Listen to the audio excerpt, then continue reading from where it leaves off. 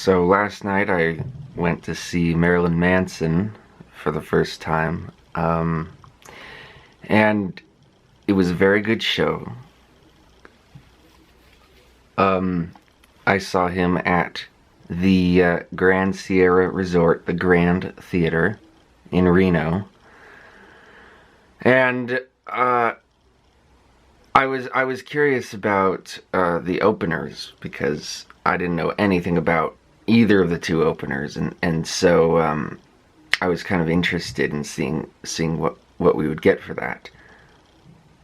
There were two of them. The first one was called The Funeral Portrait, and that guy, I fucking loved that guy. This guy with a mullet, like a green mullet and a black suit, just fucking rocking it on the microphone. One thing I like is that all three of the acts that performed last night had a front man who was just a singer, which I think is important. I always prefer that in music, because he can just go crazy on stage and he can just have fun and get really into the performance. And this guy really did. I mean, his band sounded good. His voice sounded really good. It just resonated well. It hit well. He had a lot of energy, great stage presence. Even, you know, the songs, like, I don't think I would listen to Funeral Portrait. Normally they're more like a My Chemical Romance genre band, whatever you call that. I wouldn't necessarily call it emo, but it's that sort of vibe. But it sounded really good on stage, and I think that's an interesting aspect where there's a lot of music that I would not listen to normally in recorded versions, but actually seeing it live, it sounded really, really cool. Case in point, the next band, which was called Slaughter to Prevail, a Russian death metal band. They were the second opener, and again, the singer, just really great stage presence. Totally different vibe. Like, this guy, Alex is his name. I know that because the guy sitting next to me, named Andy, was there to see him. But Alex, yeah, great death metal growl from that guy. There was even one part where he told the audience to be quiet, and then he took the mic away from his face and let out a really loud death metal growl that everyone could hear, which was pretty fun.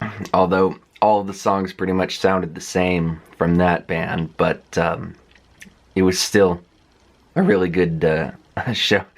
Totally different vibe. Like the first guy was all gothed out and cool and whatnot, and then the second guy is like this shirtless, bald freak with a bunch of tattoos.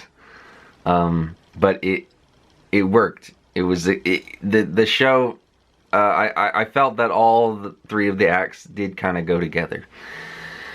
And then of course Marilyn Manson, just perfect. The ideal Marilyn Manson experience, I think.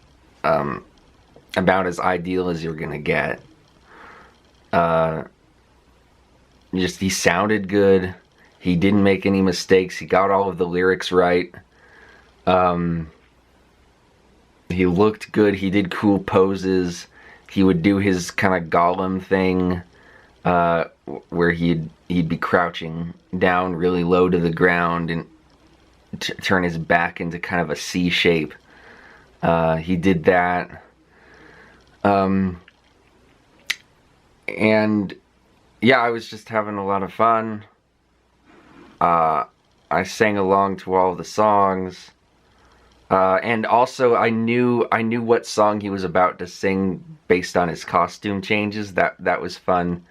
Like, I could tell that I was a real Marilyn Manson expert, because like he would put on a certain hat, and I'd be like, oh, yep, that's gonna be Coma White. That's what happened.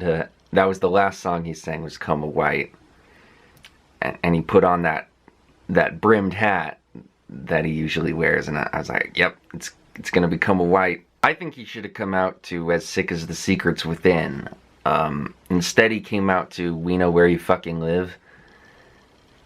As Sick as the Secrets Within, the thing that I love probably the most about that song is that beginning. Because it just signals the return of Marilyn Manson. It's just like a big siren going off. Like a big, look who's coming back. And that, I mean, it's just the perfect song to open a concert with. As Sick as the Secrets Within. Because of that. But instead, he chose this other song that people don't even really care that much about. I've never heard anyone be like, yeah, We Know Where You Fucking Live, my favorite Marilyn Manson song. I mean, it's a good song, but it's just a song. It's a song. But yeah, he didn't do anything, obviously, because he never does anything from Portrait of an American Family. He did Sweet Dreams. And of course, when he brought out the lantern, I knew it was gonna be Sweet Dreams. He did, from Antichrist Superstar, he did Beautiful People, Tourniquet, and The Reflecting God, and Angel with the Scabbed Wings. And then from Mechanical Animals, he did Great Big White World, The Dope Show, and Coma White. From Hollywood, he did The Love Song and Disposable Teens. From Golden Age of Grotesque, he did Mob Scene and This Is the New Shit. And then he skipped the next three, thankfully. And then he did from Pale Emperor, he did Deep Six. I think that's the only one he did from Pale Emperor. And then he did We Know Where You Fucking Live and Satan from Heaven Upside Down. And then he did the two new songs. So I believe that's 18 songs in total, which is pretty good. The guy next to me was only there to see Slaughter to Prevail, and he was just like, well, I'll stick around to see what this Manson stuff is about. And he and his friend were there up until the last two songs. Because the last two songs were Reflecting God and Coma White. And so they saw almost Marilyn Manson's entire set. But they didn't see the whole thing. They bought me 2 beers, so I was, I was a little bit loosened up by the time. Well, really, I mean, I started drinking them right after Slaughter to Prevail left, I think. And so by the time Manson got on stage, I was already partly through the second beer. And so I was doing okay. I was doing okay. By the way, thank you, Andy, and I think Dylan is the other guy's name for the 2 beers. That was nice. But yeah, it was people were excited. Manson said that, I mean, I don't know if he tells every crowd this, but he told this crowd that it was the best crowd yet, which I could believe, because it was a very excited crowd. They were a lot more excited for Slaughter to Prevail than they were for the Funeral Portrait, because we were standing up for quite a bit of the Slaughter to Prevail set. Not the whole set, but quite a bit of it. Whereas the guy from Funeral Portrait actually, like, we were sitting down for his whole set, and then he finally was like, in the last song, he was like, okay guys, I'm gonna have to get you to stand up for just 3 minutes. Just 3 minutes, please, for me. Please stand up. But yeah, like, that band, their songs seem to be about, like one of them was about OCD, one of them was about drug addiction, one of them was about Satan. So it's like, it's a band that they tackle issues, but then they also have fun, I guess. And then Slaughter to Prevail, the guy Alex from Slaughter to Prevail, he was like, when I was a kid in Russia, I would watch MTV every morning and see Marilyn Manson, and now I am here playing with Marilyn Manson. How fucking cool is this? He seemed really, like, excited and grateful to be on stage. He was constantly thanking the people. He was, like, spreading positivity messages, which is funny because he's a death metal singer. But he was like, if you want to change the world, start by analyze yourself. Analyze yourself. And then fix yourself. Make yourself the best person you can be. I liked him. I liked both of those guys. I thought they were both very good frontmen. But yeah, I guess a lot of people were very excited for Slaughter to Prevail. I'd never heard of them, but not as many people were into the Funeral Portrait. I guess they're a less popular band. Fewer people know who they are.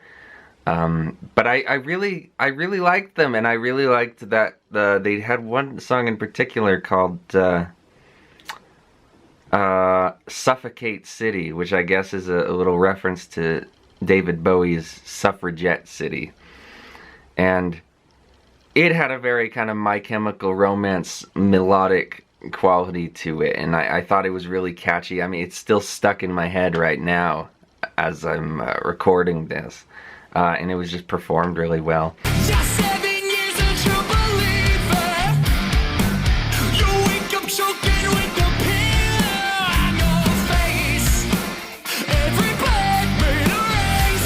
You think you've had enough, but boy, it's just not half of it. That's when they pull the plug. You never get it out of this place. Welcome to Suffocate City. Good job, Funeral Portrait, and good job Slaughter to Prevail, and good job Marilyn Manson. It was a really good, really solid show all the way through. It was probably, how many songs was it in total? Like, it was a lot. It was like over 30 songs in total. It was from like 7:30 to 11 p.m. But it was good.